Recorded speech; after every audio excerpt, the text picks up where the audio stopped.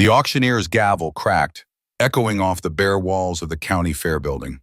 My wedding ring, inscribed with O&D July 14th, spun across the rough wooden table. Sarah Peterson, my sister-in-law, caught it, a glint of triumph in her eyes. Darlene, standing beside me, squeezed my arm and leaned in. "See, Owen, some things are just meant to be sold." My dad had always said a man's word was his bond, and that bond was tested most by those closest to him. He'd seen partnerships crumble, friendships fray, all because someone chose the quick gain over steady loyalty. Those words came to me often in the quiet hum of Miller's Custom Off-Road, especially these days. It had taken 20 years to build a shop from the ground up, starting with a rented bay and a single rusty lift. Now it was 3 bays, 2 lifts, and a reputation stretching across rural Ohio for honest work and quality custom builds. There was a quiet pride in the smell of oil and fresh welding, in the smooth operation of a well-maintained tool. Each wrench, each piece of equipment had been paid for in wage, slowly, deliberately. That was the way my dad had taught me. The memory of giving the ring to Sarah Peterson was like a quick, sharp stab. It had happened in the back room of the old hardware store, the dust motes dancing in a single shaft of sunlight. She'd looked at me, her eyes too bright, and my hand had just moved. It wasn't a choice, not really. It was an involuntary act, a surrender I still couldn't fully comprehend. That day marked a line in the sand, though I didn't know it then. Darlene brought Chad Jensen into the shop on a Tuesday morning. Chad was a man who wore suits that looked too tight, even when he was just leaning against a workbench that smelled of grease and antifreeze. His hair was slicked back perfect. He carried a leather attaché case, which he opened with a quiet snap. "Chad's a business consultant," Darlene had announced, her voice a little too bright. "He's going to help us optimize things." I didn't like the word optimize. I didn't like Chad Jensen. My gut tightened the moment he started talking about synergies and market saturation. He smiled too much, a practiced, empty gesture. Darlene, however, was impressed. She spent hours with him in the small office, the door mostly closed. The next thing I knew, she was talking about expansion, a second location, specifically in Billings. "There's untapped potential, Owen," she'd said, spreading out some colored charts Chad had made. "We could double our revenue in 3 years." I looked at the projections, the neat lines climbing upwards. "Double our debt, too," I muttered. My aversion to debt was as old as my dad's warnings. He'd always said debt was a heavy chain, pulling you down. "Your grandpa, he built this farm with his own 2 hands, Owen," my dad used to say, gesturing at the 70 acres that had been in our family for generations. He paid cash for every fence post, every seed, every piece of equipment, never owed a dime to nobody. That's integrity. The farm wasn't fancy, but it was ours, clean and clear. It was a model of how to live. Darlene, however, saw things differently. "The farm barely breaks even, Owen," she'd said one evening over pot roast, her fork clinking against the ceramic plate. "It's just a drain." The words stung, quiet and sharp, like she'd dismissed a part of me, a part of our history. The food suddenly tasted like ash. I put my fork down. "We're not touching the farm, and we're not taking on a mountain of debt for some untapped potential in Billings." My voice was flat. Darlene sighed dramatically, a theatrical sound that filled the small kitchen.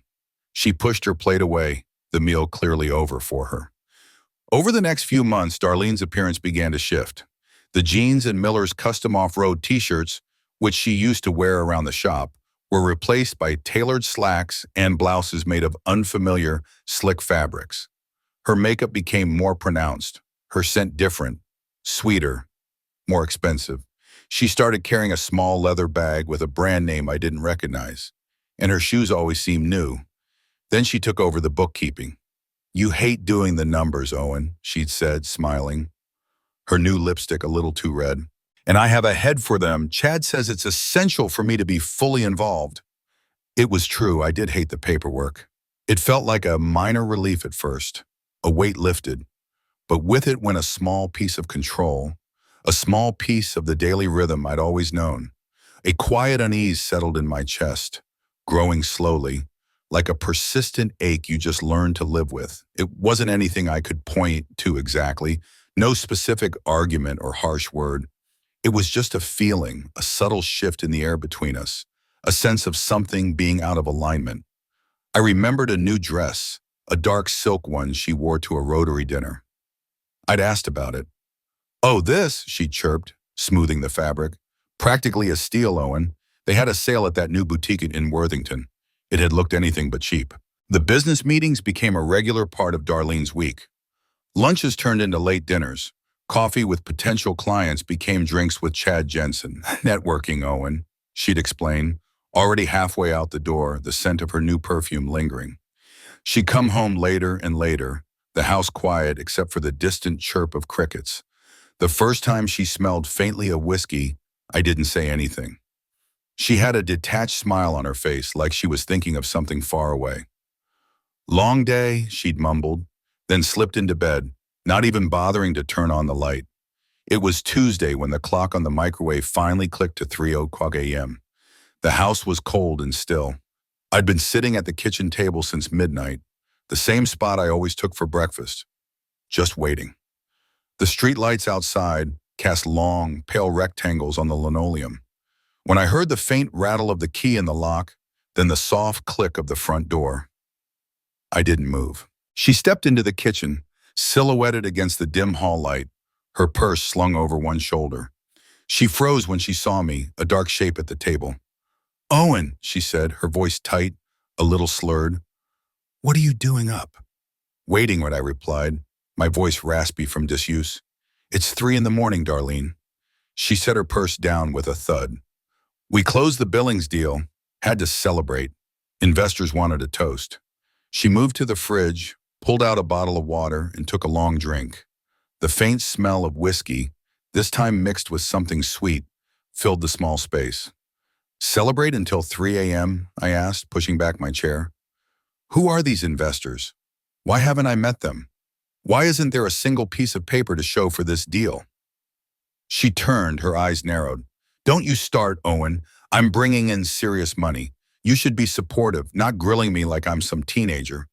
Her voice had an edge I hadn't heard before, sharp and cold. "Supportive of what, Darlene? Ghost deals? Chad Jensen's fancy charts? You're out here till all hours smelling like a bar and you expect me to just nod my head?" Her eyes flashed. The air in the kitchen grew heavy. "Is that what you think?" She spat, the words cutting through the silence. "Is that what you've really been thinking, Owen? That I'm cheating on you?" I just looked at her, exhausted. My shoulders slumped. "I don't know what to think, Darlene. Everything feels different. Everything feels like it's changing, and I'm not part of it." The words came out heavy, hollow. She scoffed, a short, sharp sound. "You're afraid of change, Owen. Afraid of success. That's what Chad says. You're comfortable with being small." The mention of Chad, his words coming out of her mouth, made something snap inside me. I slammed my palm down on the oak table, the sound echoing in the quiet kitchen. "This is my business, Darlene. Miller's Custom Off-Road. It's not Chad's project, and it's not some abstract success to be chased in a bar at 3 in the morning." She stared at me, then laughed, a brittle sound that grated on my nerves. "Your business? Owen, I'm the one doing the books, handling the investors, making sure we actually move forward. You just play with trucks and all day." The unfairness of it, the sheer audacity, left me speechless for a moment. "My trucks pay for this house, Darlene. They pay for your new clothes, your fancy dinners, and whatever consultant you've brought in to tell us we're not good enough." I gestured around the kitchen at the life we had built. She just shook her head, a cold smile on her lips. "You think too small, Owen. Always have. This town, this little shop, it's not enough. Not for me. I want more." "This crappy little town is our home," I said quietly, the anger draining out of me, leaving behind a profound weariness. "This is where we built everything." She didn't respond, just turned and walked out of the kitchen, her footsteps soft on the stairs. I listened to the faint click of the bedroom door. The house was silent again, but the hollow feeling in my chest remained. Frank Dixon, an old high school friend, always smelled faintly of motor oil and stale coffee. Just like my shop. He owned Dixon's Auto Parts, a few blocks down from Miller's. He stopped by after I'd locked up. his hands shoved deep into his pockets. The fluorescent light from the street lamp gave his face a pale, worried look. "Owen," he started, his voice low. "I saw something. Didn't know if I should say anything, but, well, you're my friend." My stomach tightened. I knew. I just knew. "What is it, Frank?"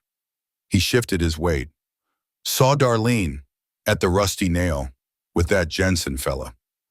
I tried to keep my voice even. "Business meeting, she has a lot of those lately." The words tasted like dust. Frank shook his head slowly. "Owen, it wasn't no business meeting." She had her hand on his leg. "Under the table." He paused, letting the words hang in the cool evening air. "Brenda, the waitress, she saw it too, clear as day." The punch to the gut was real, physical. It stole my breath, left me lightheaded. I leaned against the door frame, the cold metal seeping into my back. "Are you sure, Frank? Are you absolutely sure?" The question was pointless, I knew it, but I needed to hear it again, needed the certainty. He met my gaze. "Owen, I wouldn't be telling you this if I wasn't. Brenda saw it. She knows Darlene, asked her about it." A sick feeling started to churn in my stomach like a rusty engine. "And what else?" I managed to ask, my throat tight. Frank looked down at his shoes. They left together, an hour or so later, out in the parking lot. They were pretty much all over each other. Then they got in his car, the black Mercedes. The image formed in my mind, stark and immediate. Darlene, her new clothes, her sweet perfume, her hand on Chad's leg, her body pressed close to his in the dark parking lot. It made my vision blur. I felt a surge of nausea, a cold sweat breaking out on my forehead. My wife. My Darlene. "I need to see it," I said, the words barely a whisper. "I need to see it myself, Frank. I need to know for sure." The thought of waiting, of not knowing, was a fresh torment. Frank tried to argue. "Owen, you don't need to see that. Take my word. You're just going to hurt yourself worse." I pushed off the door frame, standing straighter. "If it was Lisa, Frank, wouldn't you want to see it? Wouldn't you need to?" He hesitated, then nodded, a grim resignation on his face. Yeah, I guess I would." He sighed. "All right, next time I see him there, I'll call you, but don't say I didn't warn you." 2 nights later, the phone rang at 9:30 p.m. Frank's number. My heart hammered against my ribs. Darlene had left an hour earlier, dressed in a new blue silk blouse, saying she had a late-night meeting with an important investor. She'd given me a quick peck on the cheek, her smile bright and empty. "Don't wait up, honey," she'd said. I found Billy in the living room, sprawled on the couch, headphones on, absorbed in some video game. The flashing lights from the screen painted his face in shifting greens and blues. "Hey, Billy," I said, louder than I intended. He startled, pulling off his headphones. "What's up, Dad?" "Emergency repair," I said, trying to keep my voice steady. "Big rig broke down out on Highway 42. Gotta go." It was a lie, but a plausible one. He'd heard me say it 100 times. He just nodded, already putting his headphones back on. "Okay, Dad, be careful." He barely looked up. The small, familiar scene, the domesticity of it, felt like a cruel joke. I walked out the door, the chill of the night air hitting me, and got into my old Ford pickup. The Rusty Nail wasn't far. I parked my old Ford pickup across the street from the Rusty Nail, tucked in between a rusted-out Chevy and a minivan with a broken taillight. The neon sign above the door, a flickering red silhouette of a beer bottle, was the same one that had been there since I was a kid. Some things, I thought, never changed. I took a deep breath, the cold night air sharp in my lungs. My hands gripped the steering wheel, knuckles white. The anger, hot and thick, clawed at my throat. My first instinct was to walk in there, flip a table, make a scene, but that wasn't me. That wasn't Owen Miller.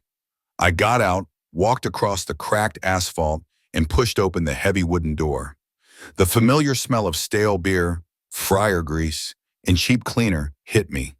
The din of country music and low conversations filled the air. I nodded to a few regulars at the bar, men whose faces I'd known since grade school. Their eyes, though, slid past me, not quite meeting mine. They knew. Frank was at the bar, nursing a beer. He saw me, gave a subtle nod toward the back of the room, barely moving his chin. The back booth. I ordered a beer, a cheap domestic, and kept moving, keeping to the shadows along the wall. The booths were dark, upholstered in cracked red vinyl. My eyes adjusted, and then I saw them. Darlene was pressed against Chad Jensen, his arm draped possessively around her shoulders. Her head was tilted back, her blonde hair catching the dim light. He was leaning in close, whispering something in her ear. She laughed, a soft, intimate sound, and then she turned her head. Her lips, painted red, met his. It wasn't a quick peck. It was deep, deliberate. A kiss that lingered, that spoke of shared secrets and long-standing intimacy. The last shred of doubt, the small, desperate hope I'd clung to, shattered. It wasn't a business meeting. It wasn't just flirting. This was real. This was a betrayal laid bare for me to witness. My hand tightened around the cold beer bottle Frank had handed me without a word. For a split second, I imagined the satisfying crunch of glass against the tabletop, the sudden hush, the looks on their faces. But the moment passed. I raised the bottle, took a long, steady pull, and emptied it. The bitter liquid burned going down. I set the empty bottle gently on a nearby table and turned, walking out the same way I came in, past the familiar faces that still wouldn't meet my gaze. Frank found me 10 minutes later, sitting in my truck, staring out at the empty street. He opened the passenger door, the small dome light casting a faint glow. "Owen," he asked, his voice soft. I just shook my head. "I'm not okay, Frank." My voice was flat, devoid of emotion. "But I will be." I took another deep breath. "This isn't over. Not by a long shot, but it's going to be on my terms." He nodded, didn't say anything more, just closed the door and left me to the quiet hum of the engine. I drove home slowly, the familiar streets blurred into a meaningless pattern. When I walked in, Darlene was already there, curled up on the couch, reading a magazine. "Owen, you're back early. Meeting ended early. Chad had to catch a flight." She smiled, that bright, empty smile. "Tired?" "Yeah," I mumbled. "Long night at the shop." Later, she reached for me in bed, her hand warm against my skin. "Come here, Owen." "Nah," I said, turning away slightly. "Just tired, Darlene. Really wiped out." She sighed, a small put-out sound, then rolled over. Within minutes, her breathing evened out into a soft rhythm. I lay awake, staring at the ceiling, listening to the quiet rise and fall of her chest. My wife. How did we get here? How had 2 decades of shared life led to such a complete and utter betrayal, witnessed in the dim light of a roadside bar? The knowledge felt like a cold stone in my gut. The final crushing confirmation didn't come from Frank, or even from my own eyes at the rusty nail. It came from Billy, Darlene's 15-year-old son, the boy I'd raised since he was 5, the boy I considered my own. We were in the shop on a Saturday morning, a warm day for October, trying to wrestle a transmission back into an old F-250. Billy was good with a wrench, steady and strong. Grease smudged his cheek, and his brow was furrowed in concentration. He was tightening a bolt when he spoke, his voice quiet, almost casual. "Dad," he said, not looking up, "is Mom cheating on you?" The wrench in my hand nearly slipped, clattering onto the concrete floor. My heart stopped. I swallowed, my throat suddenly dry. "What makes you ask that, Billy?" He shrugged, still focused on the bolt. "I don't know, she's always with that Chad guy. And they act weird, you know?" He finally looked up, his young eyes clear and honest. "He drops her off real late sometimes after you're asleep. And one night, I was getting a glass of water, and I saw them through the living room window. He was holding her hand, in the driveway." The words hit me harder than Frank's had, harder than seeing them at the bar.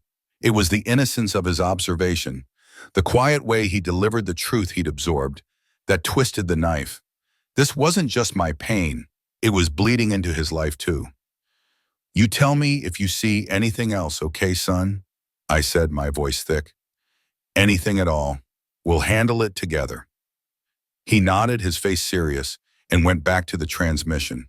His trust, his innocent observation, hardened my resolve. This wasn't just about my broken heart anymore. It was about everything. That night, lying next to Darlene's even breathing, I realized the betrayal was deeper than just a physical affair. She wasn't just cheating on me, she was stealing from me, from us, from Miller's Custom Off-Road, from Billy's future. The next morning, I started digging. Darlene had taken over the books, claiming her head for numbers. It was my shop, my livelihood, but the daily financial operations had become her domain. I knew enough about the system to get in, to pull the reports, to see what she'd been doing. I started with the vendor payments. There were increases, small at first, then larger, for supplies I hadn't ordered, for services I hadn't approved. Then the cash flow. It was down significantly, despite her boasts of serious money and closed deals. I started cross-referencing. Darlene's credit card statements, the ones she used for business expenses, showed charges for things that had nothing to do with auto parts or off-road modifications. Fancy dinners, luxury hotel stays in Columbus, high-end boutiques. I started matching these expenses with public records. Chad Jensen's name kept popping up, his business filings. That's when I found it, a new LLC, Jensen Automotive Solutions, registered 6 months ago. Billings, Ohio was listed as its primary location. The expansion wasn't for Miller's Custom Off-Road. It was for Chad Jensen's new venture, and it was being funded by my shop, my hard work, my cash. The realization hit me like a physical blow. She wasn't expanding our business. She was building his on the back of mine. Every one of her late-night meetings, every boast of investors, was a lie designed to siphon money out of my accounts and into Chad's pockets. I worked methodically, quietly, late into the nights, after Darlene was asleep. Bank statements, internal accounting, ledgers, forged invoices with inflated prices for non-existent parts. I found records of illicit transfers disguised as consulting fees or prepayments for future services. The investors Darlene had spoken of were the funds bleeding directly from Miller's Custom Off-Road. Each document was a fresh cut, but each one also sharpened my resolve. I was building a case piece by painful piece. Stick around to the end to see how life's costly choices unfold. The extent of Darlene's deceit unfurled like a poisoned scroll. It wasn't just embezzlement, it was a calculated plot. She and Chad intended to run Miller's Custom Off-Road into the ground, bleeding it dry, then swoop in to take over its remaining assets for Jensen Automotive Solutions. The expansion was a smokescreen, a cover for grand larceny. I found evidence of shop funds directly paying for her expensive clothes, her spa days, even a down payment on a boat in Chad's name that was supposedly for client entertainment. Each discovery was a fresh, bitter dose of reality. I knew I couldn't face this alone. The first people I spoke to were Darlene's parents, Earl and Patty Peterson. Earl, a retired farmer with hands like cured leather, and Patty, who had always treated me like a son. I met them at their kitchen table, spreading out the meticulously organized binders of evidence. Their initial reaction was shock, then fierce protection of their daughter. "Owen, there must be a mistake," Patty had stammered, her voice thin. "Darlene would never." But as I walked them through the bank statements, the forged invoices, the transfers to Chad's LLC, their faces fell. Earl's jaw tightened, and Patty started to cry, quiet, heartbroken sobs. They saw the proof. They saw the depth of the betrayal. Their daughter, their little Darlene, was a common thief. The disappointment on their faces was a heavy thing to witness, heavier than any anger they might have shown me.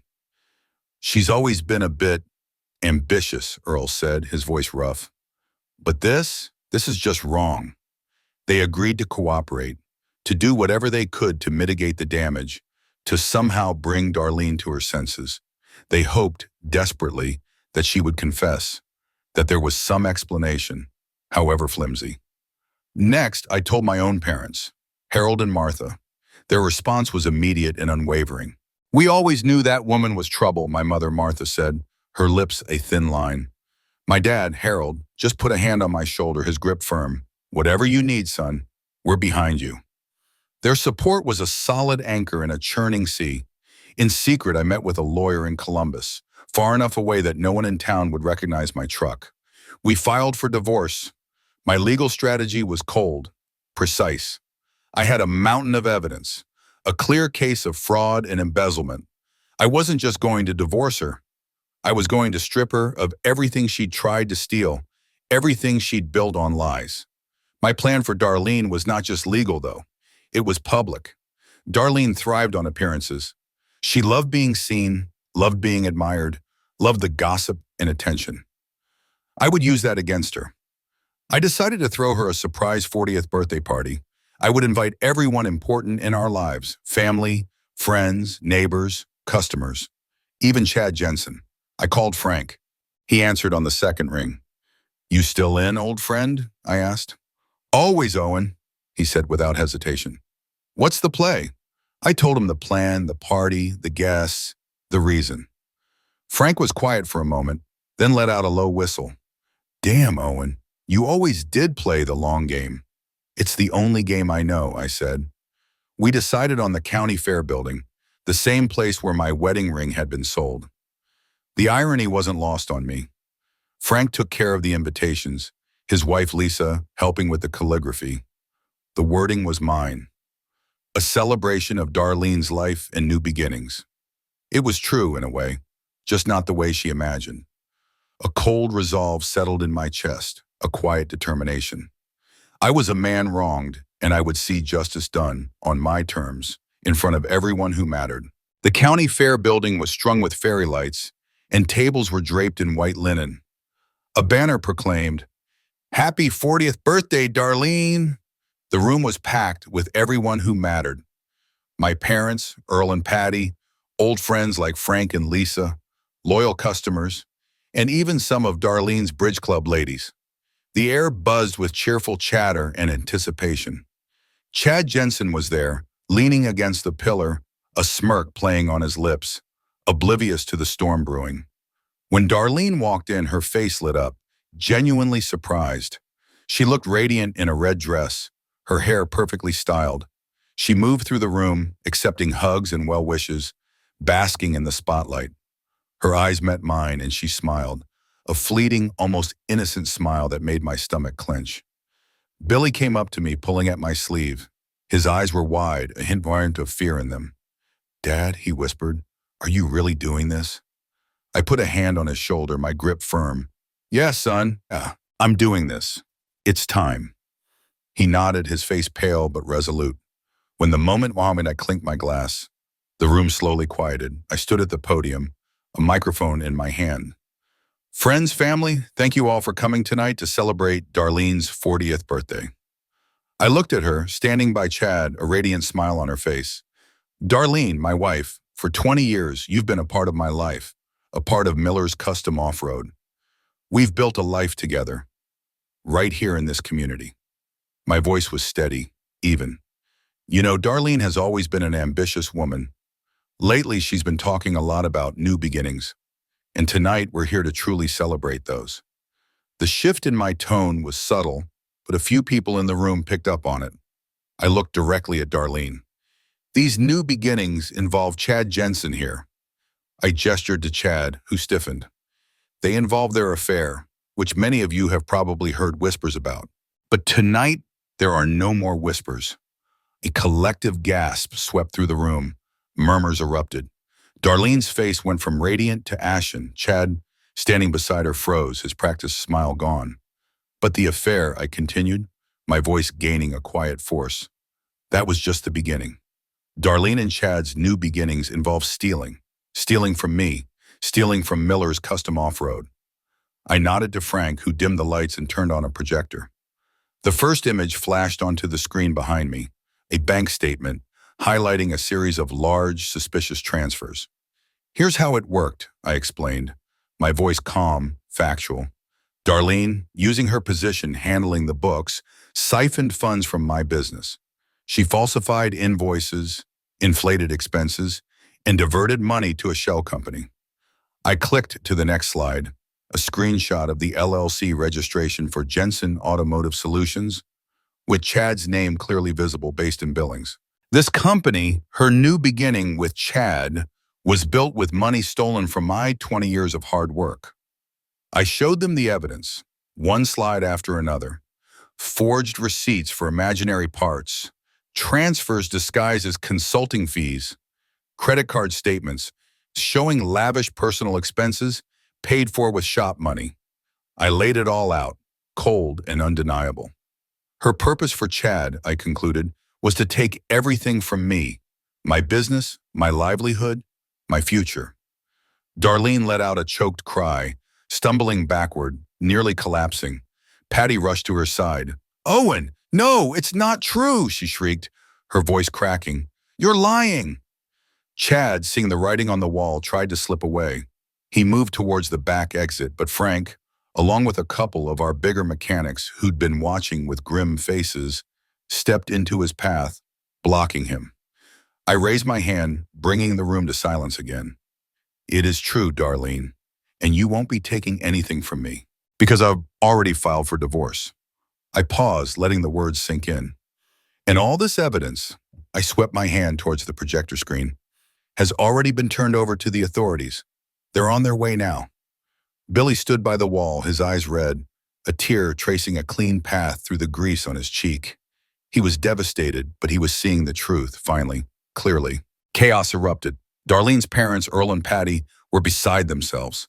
Patty openly wept, while Earl, his face a mask of shame and fury, confronted Darlene, his voice low and trembling. "How could you, Darlene? How could you do this?" he demanded. She tried to deny it, but her words were weak, crumbling under the weight of the projected evidence and the stares of everyone in the room. When the uniformed deputies arrived, the room fell into a stunned silence. Darlene, her face streaked with tears and smeared makeup, was led away, her red dress a stark contrast to the grim reality. Chad, still trying to bluster his way out, was also taken into custody, facing charges of fraud and embezzlement. The fallout was immediate, spreading through our small Midwestern community like wildfire. For a few days, the shop felt cold, shadowed by suspicion. People stopped by, not for repairs, but to stare, to whisper. But then a funny thing happened. The same people who had been whispering started speaking up. Loyal customers came in, offering support, stories of Owen's honesty. Neighbors stopped by with casseroles, simple gestures that spoke volumes. The community, it turned out, knew Owen Miller, and they knew his work. They knew integrity when they saw it. I worked tirelessly. Late nights became even later, poring over ledgers, contacting every vendor, reassuring every customer. I met with the bank, with the authorities, with my lawyer. It was a slow, painful process of unraveling Darlene's tangled web of lies, but I was determined to clear my name and rebuild Miller's Custom Off-Road, brick by honest brick. The divorce proceedings were swift, almost brutally so. With the overwhelming evidence of fraud and the public humiliation, Darlene had no leg to stand on. She lost everything, her claim to the business, any assets she had tried to siphon, and most importantly, custody of Billy. That was the hardest part, the way her face crumpled when the judge read that verdict. Billy, initially shell-shocked, a ghost moving through the house, slowly started to come back. He watched me quietly, taking it all in. One evening he just said, "I want to live with you, Dad."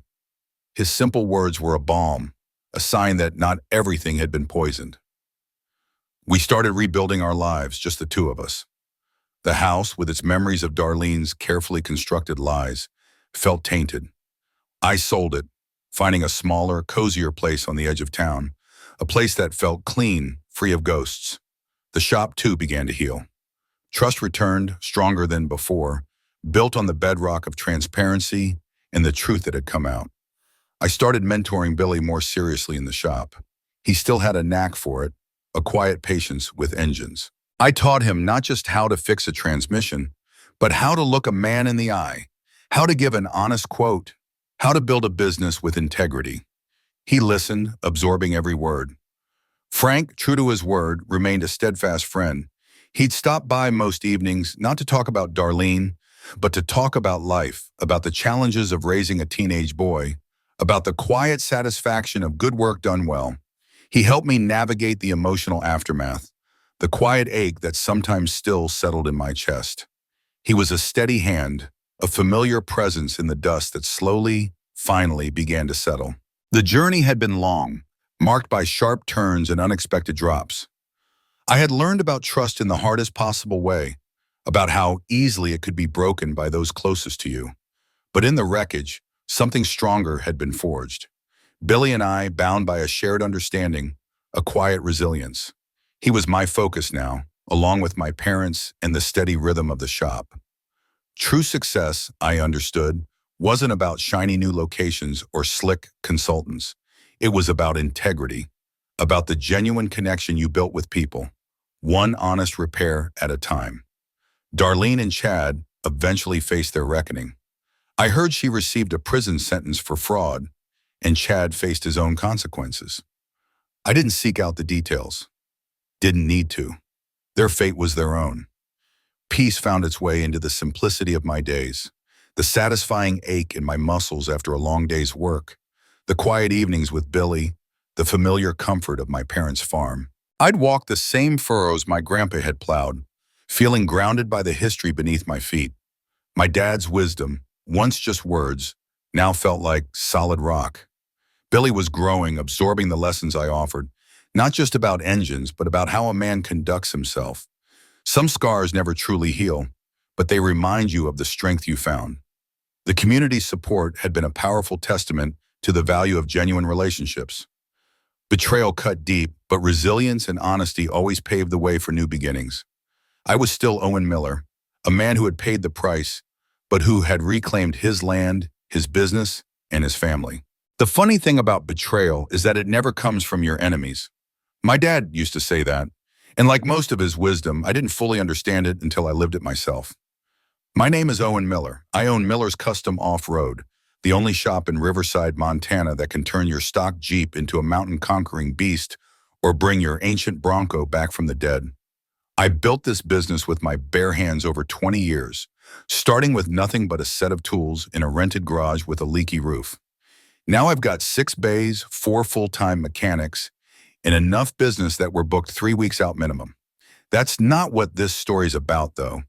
This is about how I handed my wedding ring to my sister-in-law, Sarah, while my wife, Darlene, slow danced with the man she was sleeping with and stealing with. The signs were there for months. I just didn't want to see them. Maybe that makes me a fool. But when you love someone, you give them the benefit of the doubt until you can't anymore. It started when Darlene hired Chad Jensen as a business consultant to help us scale the operation. Her words, not mine. I never liked the guy from the moment he walked into my shop wearing a suit that cost more than some of my customers make in a month. But Darlene insisted he had connections and expertise that could take us to the next level. Owen, we need to think bigger, she told me one night after dinner. Billy, her son from her first marriage, was upstairs doing homework. The kid had started calling me Dad 3 years ago, and I'd tear up every time. The shop is doing well, but we could be doing so much better. Chad thinks we could open a second location in Billings within a year. We've talked about this, I said, loading the dishwasher. Expansion means debt, and I don't do debt. My dad taught me that. She rolled her eyes in that way that made me feel like some backwoods hick. Your dad's farm barely breaks even. Is that really the business model you want to follow? That stung. My parents' farm had been in the family for over 70 years. Sure, it wasn't making millions, but it fed my family and put me through school. My parents, Harold and Martha Miller, had worked that land with dignity. They were semi-retired now, but the farm still produced. I helped out when I could, though the shop kept me busy. The farm is not on the table, I said firmly, and neither is debt. Darlene sighed dramatically. Fine, we'll find another way. Looking back, that was the moment she started planning. I just didn't know it yet. The changes were subtle at first. Darlene started dressing differently, more expensive clothes, fancier makeup. She'd been a waitress when we met, comfortable in jeans and t-shirts. Suddenly, she was talking about designer brands I'd never heard of. Where'd you get that? I asked one evening as she walked in wearing a dress that looked like it cost a week's profits. Oh, this? She twirled around, showing it off. End of season sale. Practically a steal. I nodded, though something felt off. Darlene had taken over the bookkeeping for the shop about a year after we married. She had a head for numbers, she said. I trusted her with that side of things while I focused on what I knew best, fixing trucks and keeping customers happy. Then came the meetings. Suddenly, Darlene was having dinner meetings, lunch meetings, coffee meetings, all with Chad Jensen and potential investors or partners or whatever the hell they were. She'd come home late, smelling like whiskey and wearing a smile I hadn't seen directed at me in years. One night, she didn't come home until 3 o'clock a.m. I was sitting in the kitchen, a cold cup of coffee in front of me, when she stumbled through the door. "Jesus, Owen," she gasped, hand on her chest. "You scared me half to death. What are you doing sitting in the dark?" "Waiting for my wife to come home," I said, keeping my voice level. "It's 3 o'clock in the morning, Darlene." She waved a dismissive hand, dropping her purse on the counter. "We closed a deal with a potential investor. Had to celebrate." "At 3 a.m.? Don't start, Owen," she warned, kicking off her heels. "I'm bringing in serious money for us. The least you could do is be supportive." "Supportive of what, exactly? You haven't shown me any paperwork on these investors. Haven't introduced me to any of them. For all I know, you're just out drinking with Chad Jensen every night." Her eyes flashed dangerously. "Is that what you think? That I'm cheating on you?" I stood up, suddenly exhausted. "I don't know what to think anymore, Darlene. You're different. The shop's different. Everything's changing. And I don't know if I like where it's heading." "That's your problem," she snapped. "You're afraid of change. Afraid of success. Chad says—" "I don't give a damn what Chad says." I slammed my hand on the table, making her jump. I never raised my voice, and the shock on her face showed it. "This is my business. Mine. I built it from nothing. And I won't have some smooth-talking city boy in an expensive suit telling me how to run it." Darlene's expression hardened. "Our business, Owen? Or did you forget that I do all the books? That I'm the one handling the finances while you play with your trucks?" "Play with my trucks?" I echoed, incredulous. "Those trucks pay for this house, for your fancy dresses, and your nights out with Chad. Don't you dare act like what I do is a hobby." She laughed, a cold sound that cut through me. "You think too small, Owen. Always have. That's why we're still in this crappy little town when we could be so much more." "This crappy little town is my home," I said quietly. "Our home? Or it used to be." Darlene sighed, running a hand through her hair. "I'm going to bed. We can talk about this when you're being reasonable." As she walked upstairs, I sat back down at the kitchen table, a hollowness spreading in my chest. Something was very wrong in my marriage, and I was starting to think it might be beyond fixing. My buddy Frank Dixon was the first to say something concrete. We were at his auto parts store after hours, having a beer in his office. "You know, Darlene and that consultant guy were at the Rusty Nail last night, right?" he said, not looking at me directly. I took a long pull from my beer. "Business meeting, probably." Frank snorted. "Some business. They were in a booth in the back, and she had her hand on his leg under the table. Brenda was waitressing and saw the whole thing." I wanted to punch him for saying it, but Frank had been my friend since high school. He wouldn't lie to me. "You sure, boy?" was all I could manage. "As sure as I'm sitting here," he said. "I wouldn't tell you if I wasn't certain, brother. You know that." I nodded, feeling sick. "I appreciate it." "There's more," Frank said hesitantly. "They left together. Brenda said they were all over each other in the parking lot, got into his car, and drove off." The image hit me like a physical blow. Darlene kissing Chad, his hands on her body, both of them laughing about the fool husband at home. "I need to see it," I said suddenly. Frank blinked. "What?" "I need to see them together. Need to know for sure." "Owen, man, don't do that to yourself." I cut him off. "If it was Lisa cheating on you, wouldn't you want to see it with your own eyes?" He was quiet for a moment. Yeah, I would." "Then help me," I said. "Next time they're at the Rusty Nail, call me." 2 nights later, my phone rang at 9:30 p.m. Darlene had left an hour earlier for another meeting. "They're here," Frank said without preamble. "Back booth, same as before." On my way, I told Billy I had to go check on a customer's emergency repair.